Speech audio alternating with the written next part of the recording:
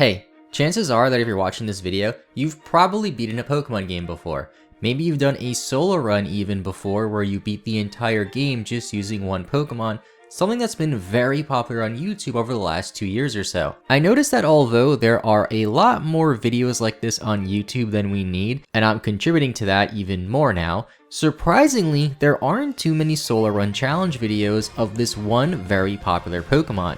I've seen a few very recognizable Pokemon like Pikachu, Rattata, or even Squirtle used in these type of videos, but for some reason people just stay away from Gulpin, which is arguably one of the most recognizable Pokemon, even more recognizable than some of the Pokemon that I just listed. Now you may be wondering, why don't people use Gulpin for these challenges despite its overwhelming amount of popularity in the Pokemon fanbase? Surely there must be a good reason, right? To be honest, I don't know the answer to that question, but maybe we'll find out today as we try to beat Pokemon Leaf Green with only a Gulpin.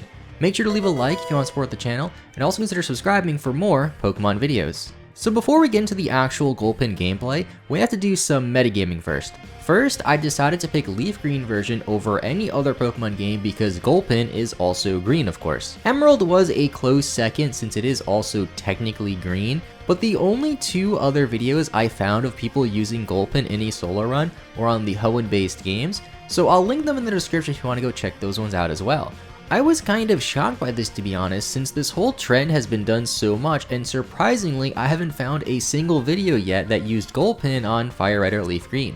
Gulpin spread in Emerald is also pretty weird, like it's about to sneeze or something, which is another reason why I didn't want to do Emerald. Now, finally, into the actual gameplay. I noticed in the intro that Professor Oak sent out a Blossom for some reason, which he isn't supposed to. I guess this is something I messed up with the randomizer when I was trying to change the starter to Gulpin, which was the only thing I was supposed to change. But I took this as a threat from the game. For one, Blossom is also green, and you already know which green Pokemon is superior. Second, my favorite Pokemon happens to be Vileplume, and Blossom is like that evil twin to Vileplume that nobody really likes. Anyway, I named my character C so they know I mean business, and then I named my rival Not Epic simply because, well, he is just not epic. I changed the starter choice for Bulbasaur into Gulpin for this run since they're both poison types, and I named it Gulliver so he can join us on our travels. Our rival ends up with Charmander, the most basic choice, which is very fitting for somebody named Not Epic, so we lay down the law with Gulliver getting our first victory together in the rival battle. I can already feel our bond growing between the Pokemon and the trainer, which is very important to me as a Pokemon trainer. After being forced to be Professor Oak's errand boy for a little bit, I decided to train up Gulliver a little bit for the first optional rival fight, but you won't believe what happened. I randomly ran into a shiny Mankey, which also happens to be green. The game is just trolling me at this point with the color green for some reason, and of course I can't catch it since we're doing a solo run. Just imagine if this happened in any other video, like an intended playthrough or something. But no, the one time I find a completely random shiny in a video is also the one time I'm doing a solo run and can't use the shiny. Luckily, while grinding in this time, Gulliver learned Poison Gas, and with that I was able to hammer away at the next rival fight with ease. On my way through the Viridian Forest leveling up, I learned the move Sludge, and now we have to take on the first gym leader in Brock. Now, you might think that we might have the disadvantage here because we are a poison type Pokemon, and both of Brock's Pokemon are part ground types, meaning according to the type chart, whatever that is, they can hit us for super effective damage, while our poison moves are resisted by them. I decided to head in anyway with my level 16 Gulpin and get through the Geodude pretty quickly after poisoning it with Sludge, and even though I was able to poison the Onix too, it ended up getting the best of us. I decided to head right back in with a new plan of just spamming Poison Gas on the Onix until I poison it, and then trying to just outlive it, which is rather unfortunate and annoying since I didn't really want to win a battle that way. It ends up working though thanks to Gulliver's brute strength, giving us our very first gym badge. This then brings us into Cerulean City, where we can battle Misty right away or do another rival battle. I decided to do the rival battle first, and Not Epic's Pidgeotto kept spamming Sand Attack and causing me to miss a few of my moves, which certainly was not epic. I ended up losing the battle my first try because of this, and then I decided to go to a secluded area with Gulliver just to meditate for a little bit. Gulliver has a lot to learn when it comes to focus in these specific situations, and we can't afford to keep missing even if we're hit with a couple of sand attacks. I go back into the rival fight and luckily miss less times than before, giving us the victory. Now instead of going up north to take on the trainers over there, I decided to take on Misty since Gulliver's level 24 already. This turns out to be a big mistake since her Pokemon have the move Water Pulse, which have a chance to confuse you, and of course Gulliver gets confused and hits itself a few times, completely forgetting all of the training we just did to avoid this exact situation. We end up losing the Misty fight on our first try, and after a stern talking to that I gave to Gulliver, we decide to head up north and clear out those trainers to gain some experience, and in the process we learn the move Toxic, which is just a better version of Poison Gas. I then head back into Misty's gym in an attempt to dispatch her once and for all, and luckily I'm able to take out the Staryu without getting confused and while taking minimal damage. Now she sends out her Starmie, which is faster than us and luckily doesn't confuse us, but does a lot of damage with Water Pulse. I sludge it first, then decide to Toxic it, but my health is still pretty low. I did buy some super potions though before this fight, and decide to use them to help us stall out the poison. Now, I know that after hearing this, some of you are already probably in the comment section typing something about how me using healing items in battle is terrible, even though I never said that I wouldn't be using healing items in battle. I'm not some kind of masochist here that enjoys torturing themselves in Pokemon games, so if the Pokemon world gives me a good healthcare system, then I'll be sure to take advantage of it. This luckily ends up working thanks to these potions, giving us the second gym badge as well as the TM for Water Pulse, which Gulpin can learn. Gulpin surprisingly has access to a decent amount of TMs and HMs in this game, so I'll hold on to it for now. I make my way to Vermilion City, get on the SS Sand, and fight my rival who leads with Pidgeotto, which I took as a threat. I'm not gonna let it sand attack me into oblivion, causing me to lose again, so I hammer away at him once again to defeat him in 2 shakes of a lamb's tail. I collect the HM for a cut from the captain, and catch a few HM slaves so we can actually get into Lieutenant Surge's gym. I am pretty over leveled at this point compared to his Pokemon, probably since I'm literally only using one Pokemon in this entire playthrough, so this battle goes by pretty quickly. I couldn't remember if he had a Magnemite or not, as some of the junior trainers in his gym did, and those were kind of a pest to deal with because of their part Steel typing being immune to my Poison type attacks as well as my Toxic. We also get the TM for Shockwave, which Gulpin can learn, and after that we go through the rock tunnel, and all of these rock and ground type Pokemon were a pain for me to deal with in the tunnel. I ended up whiting out a few times here actually, and once I got out of the cave I realized that I had the TM for Water Pulse from beating Misty's gym, which Gulpin could learn, and it would have made going through that cave much easier than it actually was. After that, I decided to just shotgun the Erica fight in Celadon City since Gulpin is so over level that this fight is pretty easy. Then I tackled the Team Rocket's Game Corner hideout after teaching Water Pulse to Gulliver. This allows Gulliver to easily take out Giovanni's first 2 Pokemon as they're weak to water, although the Kangaskhan was a bit tankier and a little harder to take out than I expected. We do manage to get the victory nonetheless, largely thanks to the move Water Pulse, although I accidentally said no to learning Sludge Bomb, which is just a better version of Sludge, because I was so conditioned to just mashing B after every level up to cancel Gulpin's evolution that I accidentally said no to learning a new move. This might bite us in the end, but the bond between me and Gulliver is so strong that it should make up for the power difference between Sludge and Sludge Bomb. Here I take a quick detour to get the HM for Surf in Safari Zone in Fuchsia City, and take on the Fighting Dojo in Saffron City. Not sure why I decided to do these things now since there's literally no point, as I really should be doing them later on in the game, but we end up defeating the Fighting Dojo and picked Hitmonchan as our prize, of course, since it's superior to Hitmonlee in every way. After this, we have to go into the Pokemon Tower in Lavender Town and have yet another rival fight where he leads with that stupid sand attacking Pidgeotto again, but Gulpin is so strong, especially now that it can type trump not epic starter with Water Pulse, making this fight a breeze.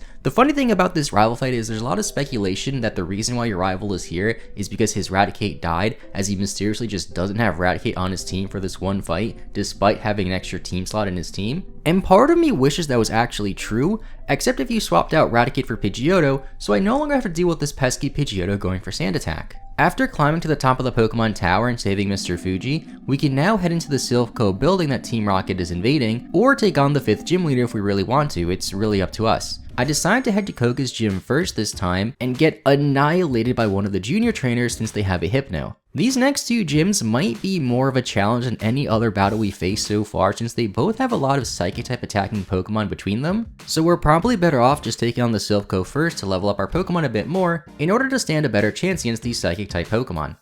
I battle most of the trainers in the Silph, then make it to the rival fight against Not Epic, where I see that his Pidgeotto evolved into Pidgeot. It spams Wing Attack instead of Sand Attack, but this time the damage adds up, but I'm able to knock it out with Gulliver. I was able to get all the way to his Gyarados, which gave me a little bit of trouble since I couldn't hit it too hard, especially after the Intimidate, but I was able to knock it out only to get knocked out by his final Pokemon being Charizard. At this point I decided to teach Shockwave to Gulliver because it can take out the Gyarados much easier, and because it can't miss, so if any accuracy is lowered, it won't matter. This ends up working well for us as Shockwave does big damage to Gyarados, and I wish I realized this sooner so I could have avoided all of those times where I whited out due to my accuracy being lowered or by my enemy's evasion being higher. I also lose the Giovanni fight in the Silph for the first time because of Nidoqueen having Earthquake, but I'm able to defeat it on my second attempt for some reason because it just kept going for Double Kick, which was resisted, something that it didn't even go for at all in the first fight.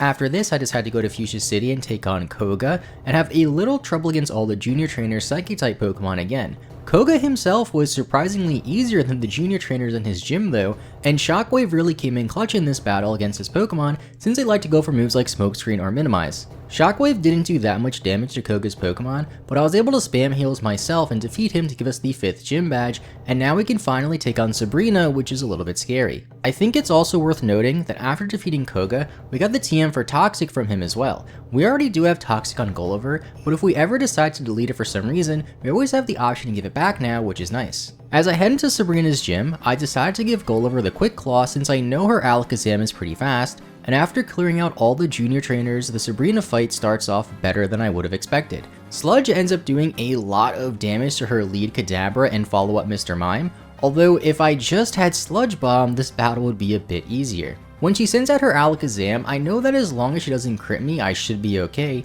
but unfortunately she gets a critical hit. I try again and get to a very similar position with the Alakazam, and as long as I don't get critted, I'll be fine, but you guessed it, I got critted again. On my third attempt, her Pokemon start using moves like Reflect and Barrier to take less damage, and I end up losing for a third time, so I go back in another time, manage to get to her Alakazam with Gulliver having full HP, where all it does is go for Calm Mind to get knocked out by 2 Sludges, not even damaging us. After this, I just rush the 7th gym fight against Blaine and his Fire-type Pokemon, and get carried by Water Pulse on Gulliver, although I did black out once since I wasn't paying attention to my health and it got a lot lower than I thought it was. And just like that, we can take on Giovanni and his Ground-type Pokemon. I am weak to Ground, which is kind of scary, and Nidoqueen has given us some trouble in the past Giovanni fights, but at least we have Water Pulse to Type Jump it.